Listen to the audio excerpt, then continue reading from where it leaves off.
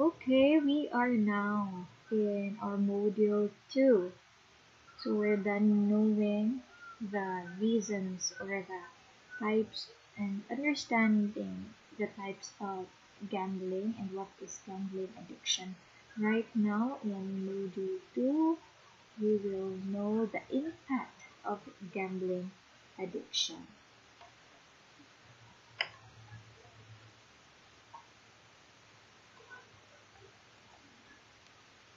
So first is financial consequences of gambling addiction.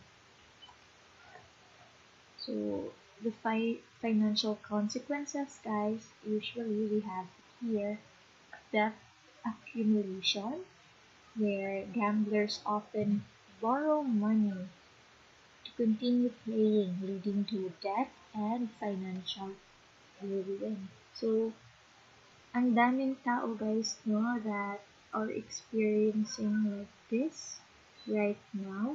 Again, because of those gambling platforms na very accessible right now sa internet.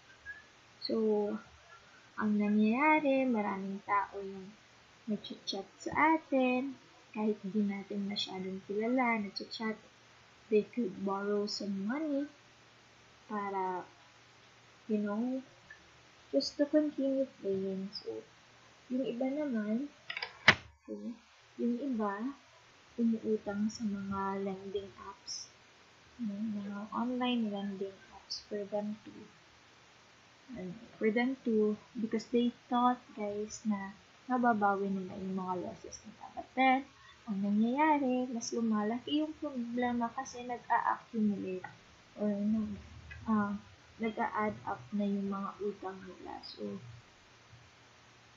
it leads to debt and financial ruin. Next is loss of savings.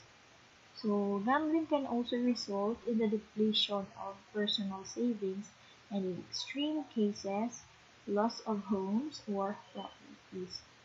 So, before, usually yung mga mayayaman lang yung nakaka-experience ng ganito guys, no? Yung sa mga naglalaro lang sa mga big hotel casinos. But right now guys, again na very accessible na yung platforms, kahit na mahirap na tao, kahit na yung mga taong, you know, nabibiktima ng guys na. So, some, yung mga personal savings, nako-compromise, and also, yung mga bahay, nababaon na sila talaga sa utang, niloloan, tapos kinukuha ng bangko, and that is so sad, guys.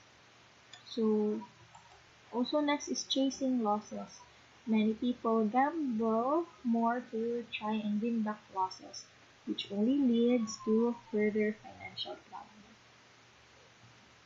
So again, sinasabi ko sa inyo guys na kadalasan, hinahabol natin yung mga natalo natin because we think na kaya nating habulin or kaya nating panalunin yung mga natalo natin. But then again, dahil sa ganyang sitwasyon, dahil sa ganyan na belief natin guys, mas lalo tayong nababaon sa utang. Mas lalo tayong nagkakaproblema. So next is emotional and social impact. So when you have all of those problems, especially financial problems guys, ito na talaga yung next impact, emotional and social impact. So, meron na tayong strained relationships kasi gambling and addiction can cause mistrust and conflict with friends, partners, and family members. So, doon na tayo, no? May issue na tayo kasi hindi na natin sila mapagkakatiwalaan. And we have this feeling na baka gagawin nila ulit or maybe because may nagawa na sila towards us and then baka more on hindi na sila mapagkakatiwalaan. So, even if that's our brother, our sister, or anak natin, we will have, so yun na nga, meron na tayong mistrust, hindi na tayo naniniwala sa kanila, nawawala yung tiwala natin sa kanila. Also, meron na tayong feelings of guilt, shame, and frustration na common na nag-lead sa anxiety and depression. Hindi na din tayo sumasali sa mga social activities, social gatherings, no? Kasi may tendency na gusto na lang natin maglaro or we have this guilt or we're ashamed of what we've done. So the ripple effect on mental health. Here we have anxiety and depression. Okay, dahil sa stress regarding financial problems and the shame, nag-lead talaga siya ng severe mental health issues. Also, hindi na tayo nakakatulog dahil maybe we want to stay up late dahil laro tayo ng laro, or nag-lead siya ng insomnia dahil sa anxiety na nararanasan natin on how to cope up with the losses. Also, stress and physical health. Okay, the stress from gambling effects. Nagkakasakit na rin tayo, no? Tumataas yung presyon, nag-weak yung immunity natin, immune system. So, yun siya, guys.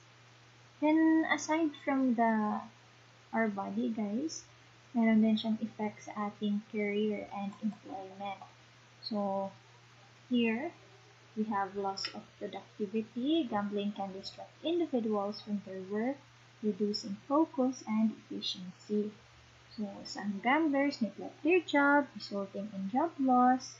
Meron din mga taong nagnanakaw na, no, sa mga desperadong in desperate cases para ma-finance yung gambling addiction.